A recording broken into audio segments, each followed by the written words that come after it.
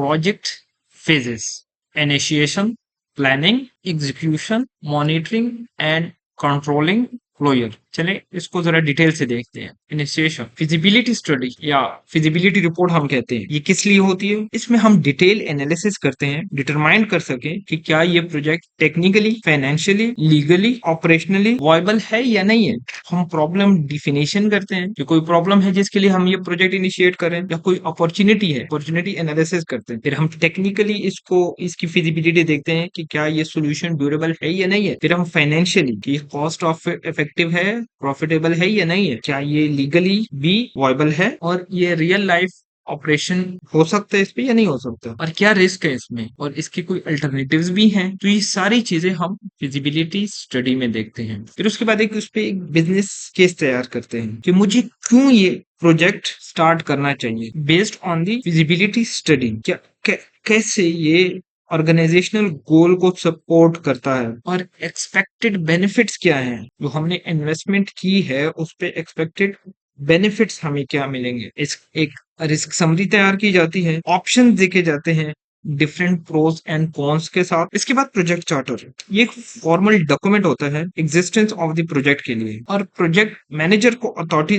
देता है कि वो ऑर्गेनाइजेशनल जो रिसोर्सेज है उसको अप्लाई कर सके। इसमें हम project goal and objective define करते हैं, हाई लेवल रिक्वायरमेंट्स क्या हैं, इनिशियल रिस्क क्या हैं, एजम्पशंस क्या हैं, कंस्ट्रेंट क्या होंगे हमारे पास, की स्टेक होल्डर कौन से हो सकते हैं हमारे पास। प्रोजेक्ट मैनेजर हम असाइन करते हैं, इस पे हम अप्रूवल या सिग्नेचर उस पे नीचे कर देते हैं। ठीक है, ये ऑफिशियली जब लॉन्च आप प्रोजेक्ट करते हैं मैनेजमेंट सपोर्ट और क्लियर बाउंड्रीज के साथ, तो वो प्रोजेक्ट चार्टर में आप टोटली डिफाइन कर देते हैं। आइडेंटिफाई स्टेक होल्डर, ये प्रोसेस है जिसमें हम सारे लोग और सारी ऑर्गेनाइजेशन को आइडेंटिफाई कर सके जो इस प्रोजेक्ट से इफेक्ट हो सकते हैं या इंटरेस्टेड होंगे इस प्रोजेक्ट, जो हमारे पोटेंशियल स्टेक होल्डर्स हो सकते हैं।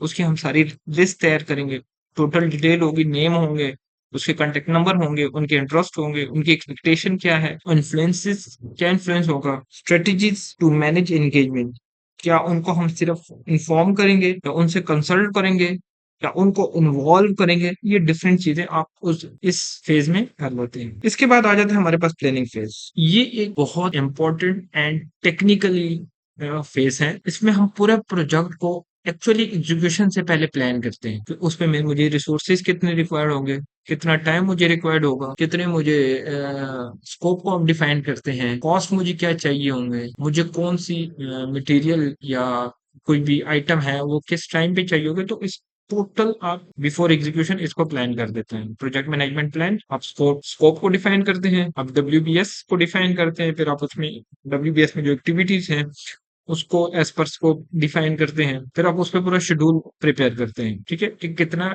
टाइम रिक्वायर्ड होगा मुझे इसकी कंप्लीशन में। फिर कॉस्ट एस्टिमेट करते हैं कि कितने मुझे मेरा इस पे एक्सपेंडिचर आएंगे, उसके हिसाब से आप बजट डिटर्मिनेशन करते हैं, क्वालिटी को प्लान करते हैं, resources, main power, material and machinery plan करते हैं कि किस टाइम पे मुझे कौन से रिसोर्सेज चाहिए होंगे। कम्युनिकेशन को आप प्लान करते हैं, रिस्क मैनेजमेंट को प्लान करते हैं, और प्रोक्योरमेंट को करते हैं। एग्जीक्यूशन, अब जो चीज आपने प्लान की है उसको ऑन साइड एग्जीक्यूट करना है। ठीक है, अब उसके लिए आपने रिसोर्सेज मोबिलाइज करनी है, आपको जो भी चाहिए होंगे, main power, material and machineries की, वो टास्क एंड एक्टिविटीज कंप्लीट करनी है आपको। क्वालिटी को इंश्योर रखना है as per drawing and specification. Stakeholder satisfaction is so important. ठीक है, on quality, on your performance, हर चीज में इंश्योर करना कि स्टेक होल्डर्स आपसे सेटिस्फाई रहे। प्रोक्योरमेंट, जो आपने प्लान किया उसको मैनेज करना है, जो कम्युनिकेशन आपने प्लान किया उसको मैनेज करना है, जो परफॉर्मेंस है उसको मॉनिटर करते रहना है। फिर मॉनिटरिंग एंड कंट्रोलिंग, एग्जीक्यूशन और मॉनिटरिंग एंड कंट्रोलिंग, ये दो फेज सिमुलेटेनियसली चल रहे होते हैं। एग्जीक्यूशन हम फील्ड में काम कर रहे हैं, मॉनिटरिंग में हम उसकी एनालाइज करते हैं, डेटा कलेक्शन करते हैं, और कोई भी प्रॉब्लम है, कोई भी मतलब प्रॉब्लम डिटेक्शन मॉनिटरिंग में हो जाती है, फिर उसको उस पर एक्शन लेना है तो वो कंट्रोलिंग में आ जाती है। तो मॉनिटरिंग कंट्रोलिंग में सबसे पहले हम करते हैं कि gather and analyse work performance data. जो हमारे वर्क परफॉर्मेंस डाटा है उसको हम कलेक्ट करते हैं टोटल। फिर उस जो वर्क डाटा हमारे पास आ गया, अब हमने शुरू में एक प्लान बनाया था, प्रोजेक्ट मैनेजमेंट प्लान, उसके साथ हम इसको कंपेयर करते थे, जिससे हमें पता चलता है कि हम लैग कर रहे हैं या हम ऑन द प्लान चल रहे हैं या हम प्लान से बेहतर चल रहे हैं। ठीक है, कॉस्ट में भी, टाइम में भी, हर चीज में आपने अपनी जो परफॉर्मेंस है उसको प्रोजेक्ट मैनेजमेंट प्लान, इसके लिए हम डिफरेंट टूल यूज करते हैं।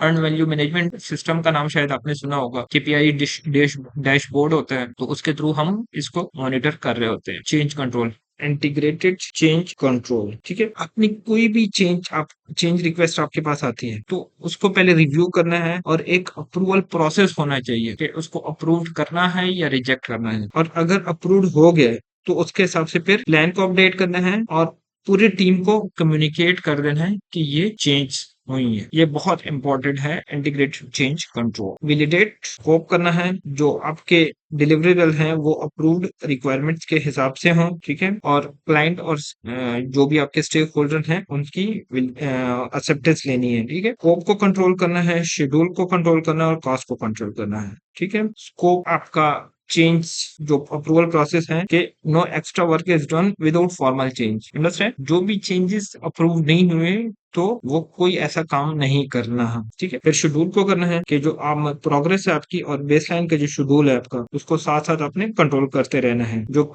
एक्चुअल आपकी कॉस्ट है और जो आपकी उस टाइम की प्लान कॉस्ट है उसको आपस में कंपेयर करते रहना है। ठीक है, ताकि बजट ओवररन ना हो और शेड्यूल ओवररन ना हो। ठीक है, फिर आपने रिस्क मॉनिटर करते रहना है। ठीक है, एग्जिस्टिंग रिस्क कोई है तो उसको ट्रैक करते रहना है और अगर कोई न्यू चल रहा है तो उसको आइडेंटिफाई करना है और उस पे रिस्पॉन्स कैसे देना है उसको डिसाइड करना है। प्रोक्योरमेंट, जो वेंडर की परफॉर्मेंस है, क्या वो एज पर जो कॉन्ट्रैक्ट मेरा उसके साथ हुआ था वो उसके कंप्लाइंस कर रहा है या नहीं कर रहा, वो मुझे टाइम पे डिलीवरी दे रहा है या नहीं दे रहा। ठीक है, तो कम्युनिकेशन को भी आपने कंट्रोल रखना है। ठीक है, फिर स्टेक होल्डर एंगेजमेंट, इंश्योर कर रहा है कि स्टेक होल्डर जो है वो एंगेज रहे, इन्फॉर्म रहे हर एक्टिविटी से, हर टास्क से। ठीक है, और उनसे अपने जो रिलेशन है उसको इम्प्रूव करने में। अब हमने एग्जीक्यूशन कर ली तो उसके बाद अब प्रोजेक्ट क्लोजिंग। तो सबसे पहले तो आपने देखना है कि मैंने सारा स्कोप कंप्लीट कर लिया या नहीं कर लिया। फिर उसकी फॉर्मल एक्सेप्टेंस लेनी है स्टेक क्लाइंट से।